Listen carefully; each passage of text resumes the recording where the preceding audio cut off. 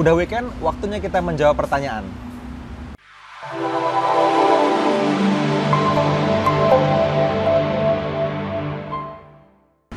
Halo teman-teman semua, ketemu lagi dengan saya Fadli, masih di channelnya Nusantara FX Community, dan sekarang waktunya menjawab pertanyaan. Oke, sambil menjawab pertanyaan karena sudah weekend ya, jadi kita mulai masuk lagi nih ke sesi Q&A kita yang ada di Instagram. Kalau teman-teman belum follow Instagram kita, follow tuh. Di mana biasanya? Di sini. Nah, di sini, di bawah lah pokoknya ya. Itu ada @Nusantara FX Community di Instagram, tempatnya teman-teman bisa dapetin edukasi secara langsung dari semua story yang kita bikin dan juga konten-konten yang kita bikin di dalam Instagram kita ya. Nah, Q&A kali ini kita ambil dari Instagramnya Nusantara FX Community ketika weekend nih. Kalau teman-teman lihat besok gitu ya, itu ada tuh Ask Me a Question yang dimunculkan di dalam story-nya dari Nusantara FX Community di Instagram. Nah, teman-teman bisa manfaatin buat teman-teman yang memang pengen nanya sesuatu mungkin belum dapat jawabannya gitu ya. Ini saya lagi olahraga, nyari keringat sih sebenarnya ya, karena sekarang kita lagi mulai susah nih nemuin jenis olahraga yang apa ya, yang tetap bisa bergerak dengan aktif, tapi ya karena ada banyak isu corona di mana-mana, jadi kita perlu sangat menghindari ketemu sama orang banyak kan gitu ya. Jadi nggak bisa tuh ke gym atau fitness center, nggak bisa. Kita CFD udah nggak bisa lagi kan kalau minggu pagi weekend. Terus apalagi pusat-pusat olahraga yang lain juga kita nggak bisa lagi. Makanya saya punya gym di rumah dan ya lari pagi atau lari sore setiap hari lah, kurang lebih setengah jam gitu. Nah, di waktu yang luang juga kita juga perlu nyiapin keluar supaya nggak stres, nggak bosan di dalam rumah kan, di lingkungan. Makanya sekarang saya ada di driving range nih, di mana nih, di Rawamangun. Apa namanya, Jakarta Golf Club ya, JGC. Jadi ya teman-teman bisa lihat hampir semuanya kosong gitu ya, jadi nggak banyak yang main karena memang mungkin pada di rumah gitu ya. Jadi kesempatan juga buat saya untuk bisa olahraga tanpa ketemu banyak orang ya. Oke, kita mulai menjawab pertanyaan.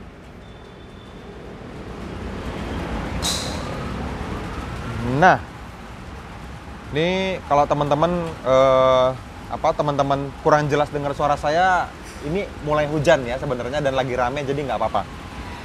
Oke, seperti teman-teman lihat di layar teman-teman semua, ini banyak banget pertanyaannya dan ini semua pertanyaan yang belum dijawab sama adminnya NFC ya.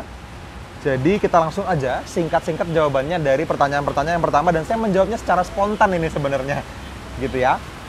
Dari pertanyaan yang pertama. Oke, dari @irunjendul. Lucu banget nih. Balance 3000, risk 2%, dibagi 2 trade, pakai TP1 terus TP2.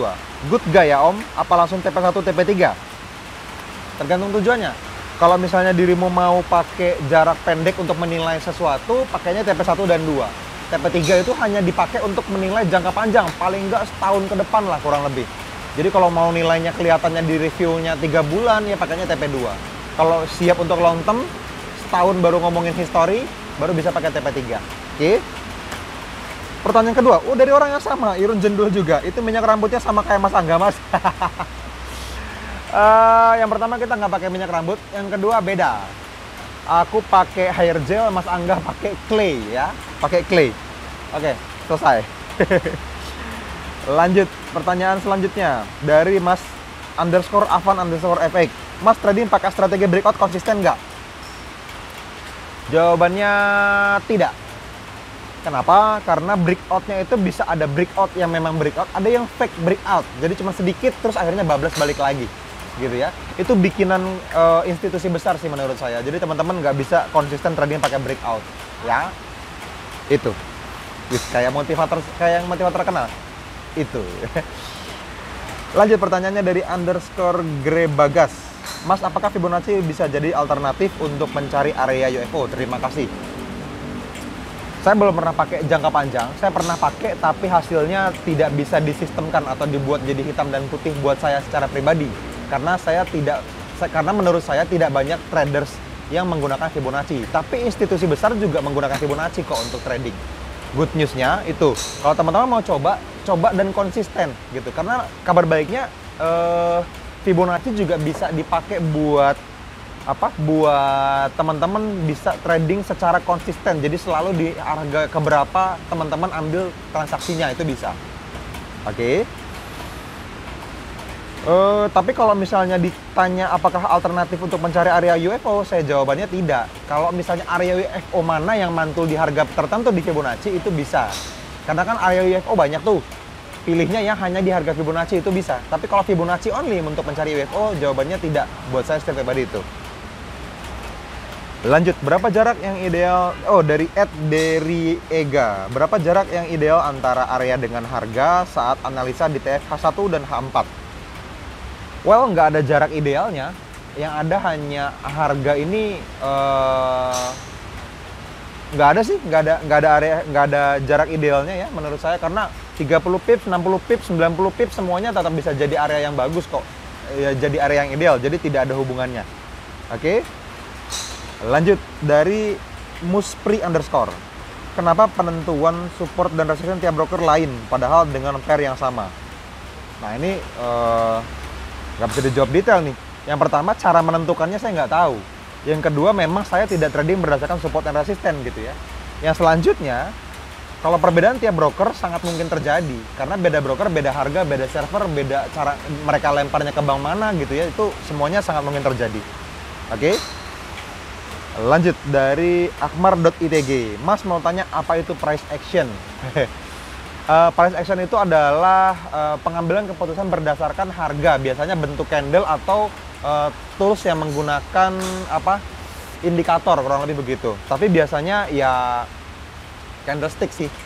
Nah, saya nggak jelasin detail karena hari ini saya nggak pakai price action. Gitu aja ya. Lanjut, @suryadi.chan. Ada orang menggunakan EMA 24. Bagusnya mana sama EMA 200? Wah. Ya, nggak ada yang lebih bagus atau lebih jelek sih, Mas. Menurut saya EMA itu berapa aja boleh dipakai, yang penting konsisten pemakaiannya. Kalau teman-teman ganti-ganti sebelum 30 atau 50 transaksi, teman-teman nggak akan dapetin kesimpulan. Jadi teman-teman mau pakai EMA 24, monggo, selama making profit setelah 50 transaksi, akumulasinya profit, itu bagus. Kalau pakai EMA 200 ternyata lebih kecil angkanya, ya pakainya EMA 24, gitu aja. Buat saya, dari berbagai EMA yang saya udah coba, yang paling bagus EMA 200 untuk menilai tren. Tapi untuk nilai tren aja ya, bukan untuk transaksi di EMA 200, bukan. Gitu. Oke ya, Mas Radi ya. Lanjut, ini peserta yang setiap minggu nanya nih, tendangan_penjuru nih. Apakah mungkin XXX USD dan USD SXX berjalan dengan arah yang sama, tidak berlawanan? Kalau XXX-nya itu sama, ya pasti arahnya beda. Tapi misalnya NZD USD dengan USD JPY misalnya, ya mungkin aja sama. Karena kan ada pengaruh USD dari JPY-nya dan dari NZD-nya. Bisa jadi di pair tersebut arahnya bergeraknya itu sama. Itu sangat mungkin terjadi ya. Karena pengaruh dari pair yang berbeda, dari negara yang berbeda, yang satu bisa sangat ekstrim turun, yang satu bisa sangat ekstrim naik. Walaupun USD-nya satu di depan, satu di belakang, harganya bisa geraknya barengan. Kalau misalnya USD-nya tidak bergerak, nah itu. Lanjut, dari zikin.inst. Ketika buka chart, screening area dulu atau manage pen dulu, Mas? Ini sih relatif ya. Bebas teman-teman boleh pakai buat pendekatan yang mana aja. Kalau saya secara pribadi, ketika buka chart, karena buka chartnya lebih dari 1 kali sehari, biasanya saya manage plan. Saya lihat nih, kalau saya ada transaksi di candle H4, ketika ganti candle, apakah areanya masih valid, saya cek. Tapi itu juga nggak sepanjang 24 jam. Kadang pagi dicek, kadang siang dicek, kadang sore dicek. Sesempatnya aja. Kan kita juga nggak tahu. Oh, tadi pagi saya pasang pending order, harganya masih jauh. Ya udah, nggak usah dicek, nggak apa-apa. Charting aja terus. Tapi ketika besok pagi dicek lagi, yang dicek itu manage dulu. Nah, itu. Lanjut, dari main.caa 0695. Alasan kenapa area yang terbentuk oleh news memiliki probabilitas lebih rendah? Kalau terbentuk oleh news, alasannya lebih rendah probabilitasnya karena news itu yang punya kantor beritanya adalah orang-orang yang memang institusi besar juga. Mereka juga yang naruh duit gede di market. Kadang-kadang, bukan kadang-kadang, lebih sering terjadi harga itu dimanipulasi di time frame yang rendah oleh mereka dan membentuk supply atau demand yang sangat menarik buat kita trader pemula untuk memancing uang masuk buat dimakan sama mereka, kurang lebih gitu deh. Makanya kenapa kita nggak trading saat news, ya, atau juga trading saat area terbentuk oleh news. Itu. Lanjut, dari muh_mutrofin. Aduh sorry ya kalau misalnya hujannya kencang banget teman-teman. Nanti tanya aja kalau ada yang kurang jelas jawabannya di bawah ya, di kolom komentar. Share dong cara scoring area Mas Wun. Wow. Scoring ini adalah materi yang diajarkan di dalam NSC VIP, teman-teman. Jadi kalau teman-teman jadi member NSC VIP hari ini, teman-teman tahu tuh step by step cara scoring. Nggak bisa dijawab di sini, panjang.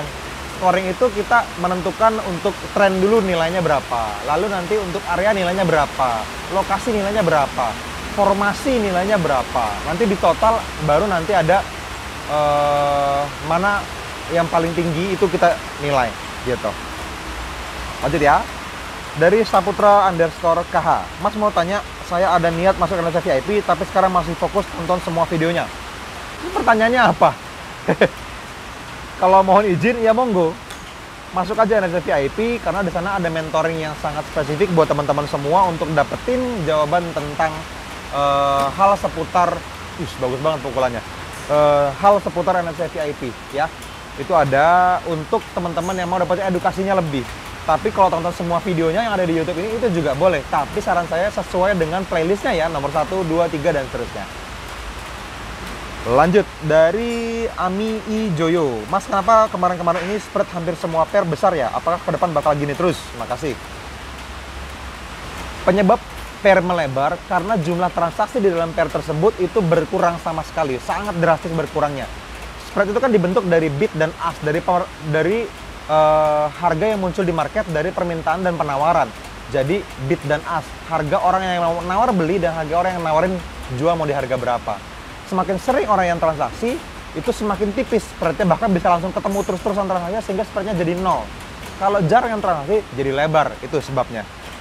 Apakah ke depan bakal gini terus? Enggak, tentunya. Kalau ekonomi membaik, semuanya membaik, spreadnya tipis lagi. Lanjut, udah nyampe bawah. Dari Fahri Rizkio. Setelah mengikuti NFC dan mengamati sistem trading NFC, kok mirip Turtle Traders ya? Berarti sehat tuh. Wah, udah ngerti Turtle Traders.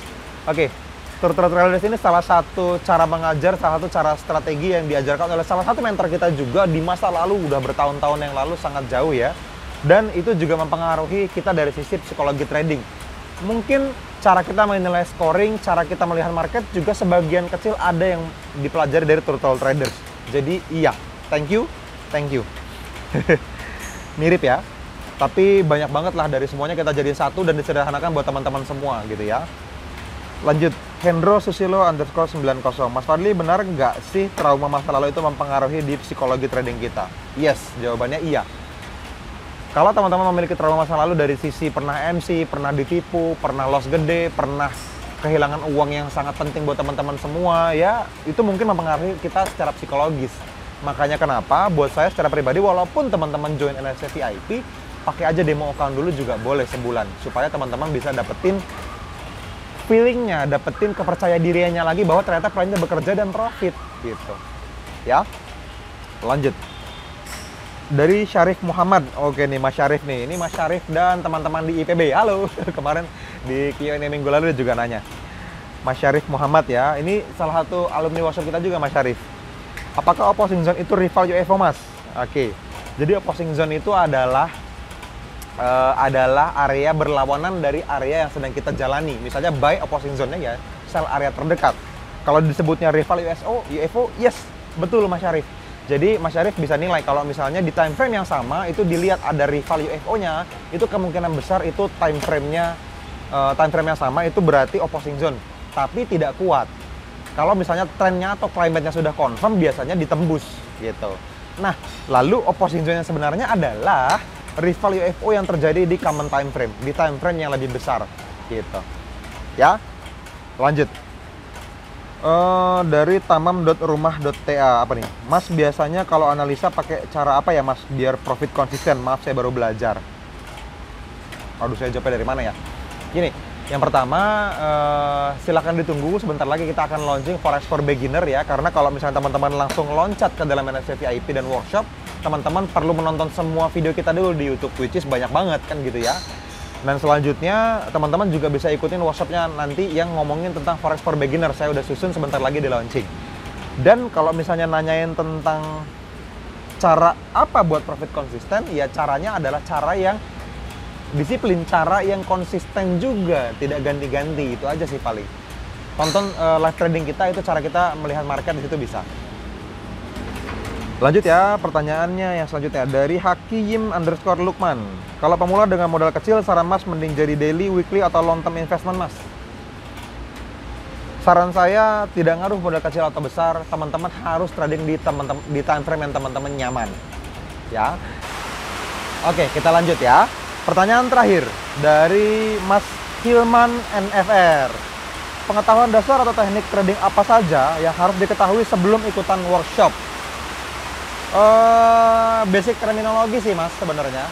Ini kalau kita ngomongin workshop ya, karena workshop kan sekarang lagi coronavirus, jadi kita tiadakan untuk sementara.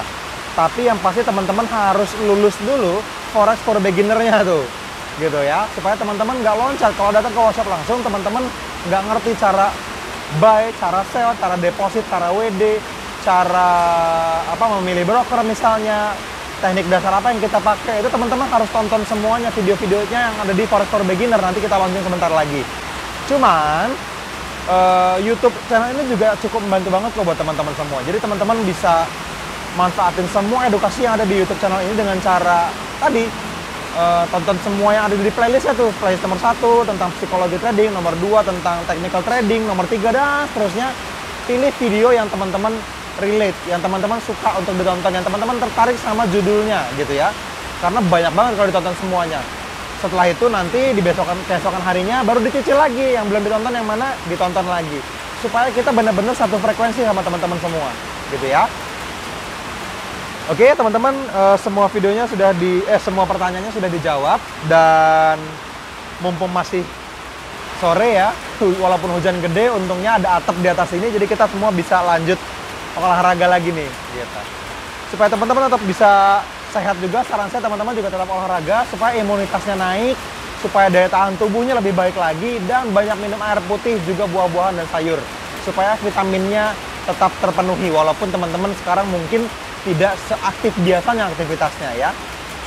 Oke teman-teman, itu aja dari saya. Kalau teman-teman suka silahkan like videonya, lalu share ke teman-teman yang lain yang mungkin pengen tahu tentang NFC dan juga pengen ikutan tanya jawab di YouTube channel kita. Kalau ada yang belum dijawab maksud saya, teman-teman tanya aja di bawah kolom komentar di bawah video ini, dan saya akan dengan sangat happy bersama teman-teman tim yang lain untuk jawab sama-sama.